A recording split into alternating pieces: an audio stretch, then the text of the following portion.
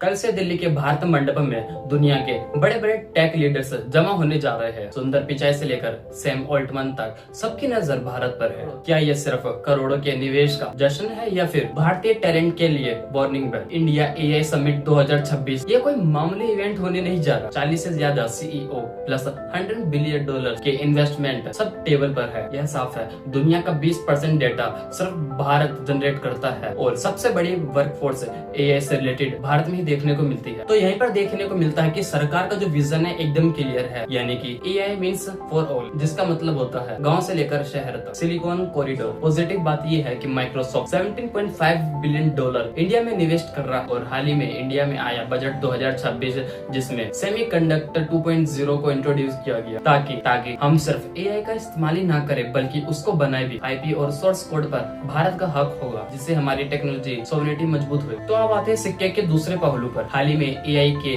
Misuse के चलते हमने बहुत से डीप फेक वीडियोस भी देखी है। ये चीज आपको तो पता ही होगी, जो कि एक डरावना सच दिखाती है। एक स्टडी के मुताबिक पता चलता है कि भारत में टोटल 4% कंपनी ऐसी है जो ने अपने आधे से ज्यादा एम्प्लॉइज को एआई की ट्रेनिंग दी है, जिससे ये तो पता चलता है कि भारत में इन्वेस्टमेंट तो आ रहा है लेकिन हमारा जो आईटी सेक्टर है वो इतना मजबूत नहीं है। कंपनियां स्टार्टिंग में ट्रेनिंग पर पैसा खर्च करेगी तो एंट्री लेवल पर हायरिंग स्लो डाउन को रोकना मुश्किल होगा। और सच तो ये है कि एआई भारतीयों की नौकरी नहीं छीन रहा। सिर्फ भारतीयों की बात नहीं है ये, बल्कि काम के तरीके में बदलाव आ रहा है। तो इंडियन गवर्नमेंट को सिर्फ फॉरेन इन्वेस्टमेंट पर ही नहीं बल्कि वर्कर एडेप्टेशन एंड स्किलिंग पर दोनों पर जोर देना होगा। और अगर सभी नागरिक एआई का यूज ढंग से नहीं कर पाएंगे तो सिर्फ कुछ चुनिंदा लोगों के हाथों में एआई की सीमित पहुंच रह जाएगी। इंडिया एआई इम्पैक्ट समिट क्या सच में भारत को एआई का ग्लोबल हब बनाया जाएगा या सिर्फ हम डाटा प्रोवाइडर्स बनकर रह जाएंगे? इस बारे में आप क्या सोचते हैं? कमेंट में जरूर बताएं।